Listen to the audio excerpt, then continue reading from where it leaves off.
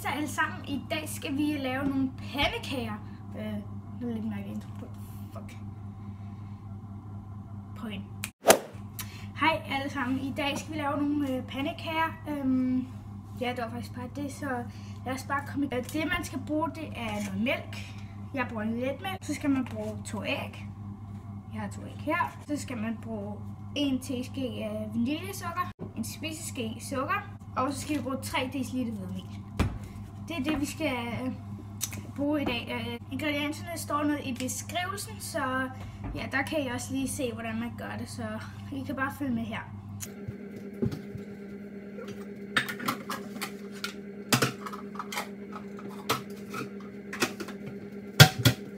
Først tager du en skål. Jeg tager sådan en her margrethe-skål, tror jeg det hedder. Sådan en bare en anden. Den skal bare være en god størrelse. Så tager vi nogle æg her. Og så tager vi 2 æg. Vi tager de her 2 æg. Sådan. Så putter vi resten af æggene i køleskabet. Så tager du din skål og din æg og klikker dem ned i. Jeg viser lige, hvordan man gør det her. Du tager det bare sådan her. Banker den i siden. Og så kan du se det her er der. Så åbner du den sådan her op. Og så lader du den køre ned, så roligt. Lige tager den op. Og så har du fået dit æg ud. Så lige putte det i skraldespanden efter det.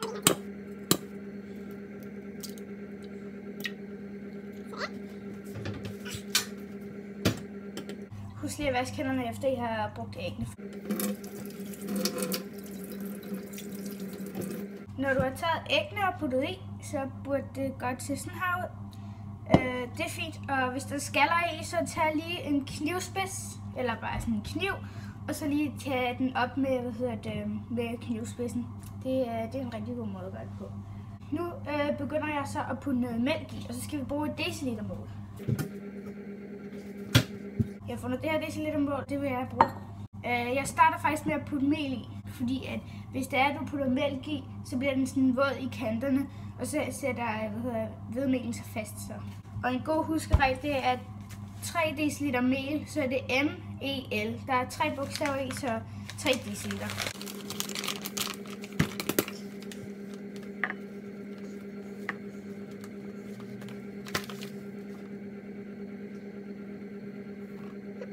Der er 2 dl.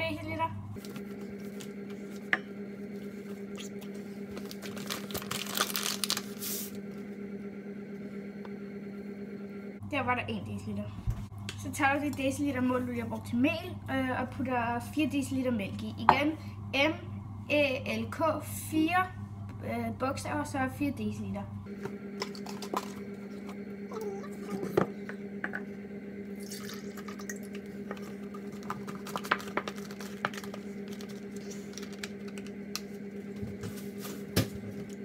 Vi er nødt til at åbne en ny.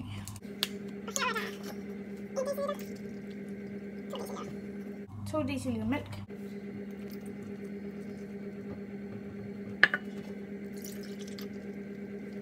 Nu har vi 4 dl mælk i.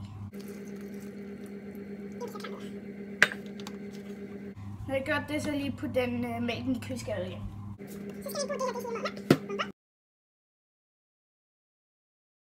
Så skal vi have sukker. Jeg har sådan en her lille demmergøj, og så en spiseske.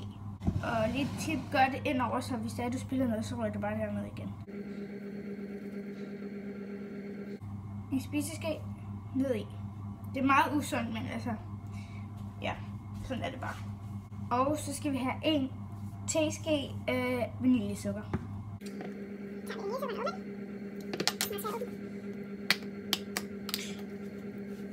Gør det igen ind over, altså.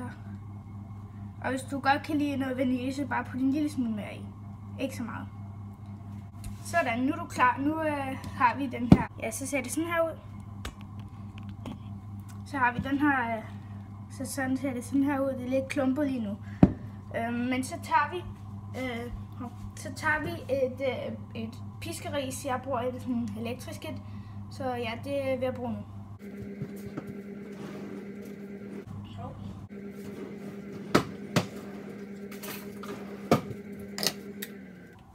Jeg har sådan lidt gammelt lidt, men det er lige meget.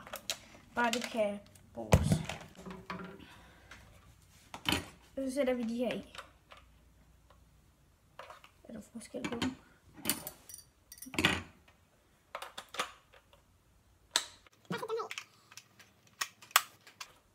du så de, og nu skulle den meget gerne virke. Tænde den. Det virker. Så tager du den bare og greb.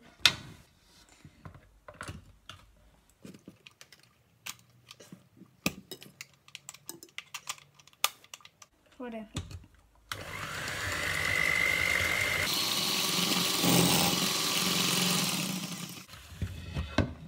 Husk lige forklædet i hvert fald, hvis du har sådan en sort bluse på. Sådan, så prøver vi igen. Og bare starte med at køre den lidt, så det ikke sprøjter for meget.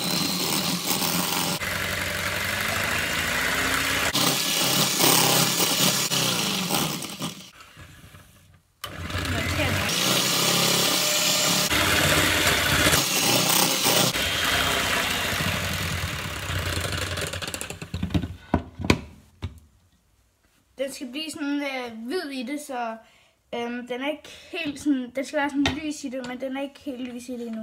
Okay, jeg skal bare lige have alt det, der er i kanterne, skal jeg lige have af. Så kører vi bare igen.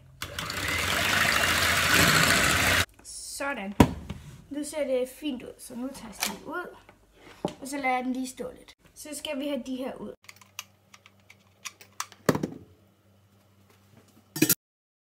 Nu skulle du meget gerne se sådan her ud. Sådan hvidt det.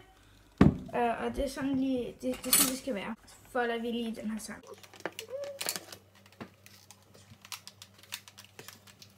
Så har vi den her hvide masse, som jeg sagde lige før.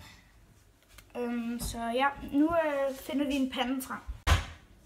Her har jeg fundet en pande frem, og sådan stiller jeg den bare lige på et blus. Lad den lige stå og varme lidt op, og imens kan du lige røre lidt rundt i den her. Det vil jeg i hvert fald lige gøre. Bare lige tage et piskeris og bare lige piske det selv.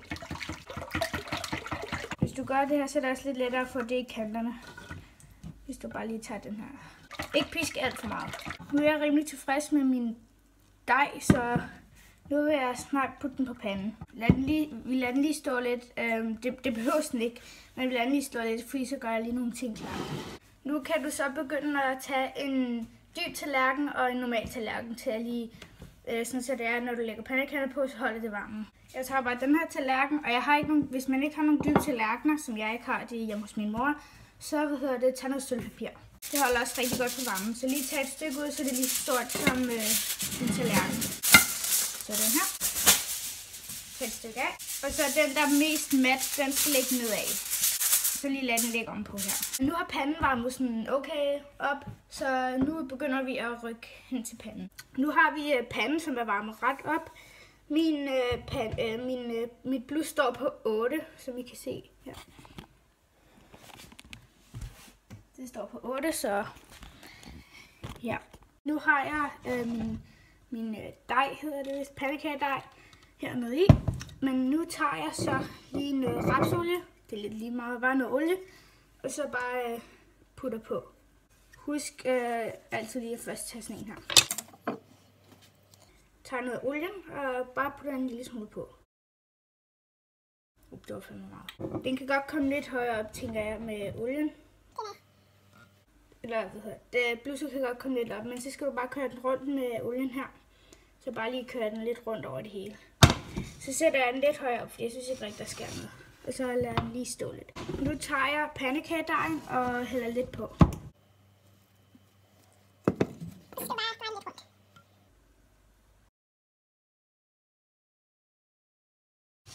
Min var der alt for meget olie i, og så var den heller ikke så varm, så det var lidt en fail her i starten. Det her det bliver en dårlig pandekage, men det er lige meget. Vi har masser af pandekagedej. Det er en ret stor pande, så den er ikke så god til at lave pandekager på. Nu begynder der at ske noget. Den her den blev meget dårlig, men heldigvis kan vi prøve mange flere gange. Vi har stadig masser tilbage. Nu vi kan også begynde at høre det nu. Så lad den bare lige stå lidt. Den ser ret god ud faktisk lige nu. Og lige køre i siderne sådan her. Så den lige kan få lov til at løsne sig lidt. Et godt tip er lige at starte den, når det er, du begynder at lave pandekagerne. Og du skal bare være klar med dine tallerkener og sølvpapir. Når det er, du har sat en pandekage på, lægger du den på, og så lægger sølvpapiret ind og også lige forme siderne ind. Eller du kan også bare lade den lægge ovenpå. Jeg putter bare lige den her over her. På lige sølvpapir over. Så prøver vi igen. Den her bliver sikkert meget bedre. Sådan. Den her blev meget bedre, men den blev også ret tyk. Men det er lidt lige meget. Den her blev meget bedre. Men alligevel ikke alt. Den kunne sagtens være bedre. Den her bliver alt for tyk. Jeg går lidt tyk på den her.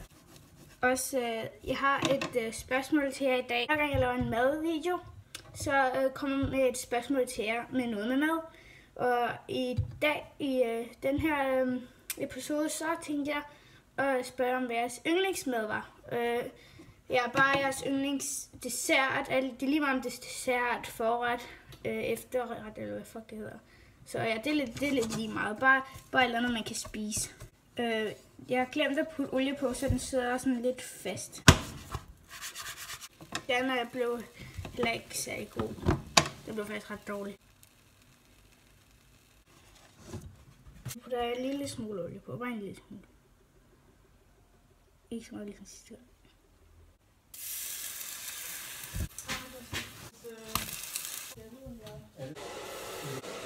I kan lige se pandekærne nu.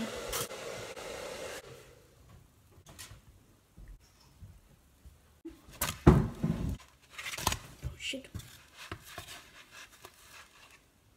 Ja, det er godt at bruge et deciliter bål her. Som I kan se her, sådan lidt her. Fordi så hvis der er huller, kan man lige fylde den ud, og så går det også bare lidt nemmere, hvis det. Det bliver faktisk også okay.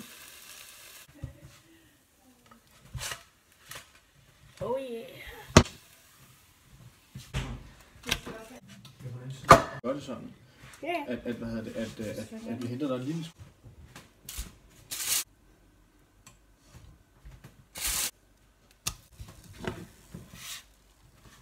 Så er vi færdige med alle pandekagerne. Så lægger du bare lige alting til vask. Så tager vi lige panden væk. Så lader vi lige stå der. Prøv den. Jeg glemte det på det.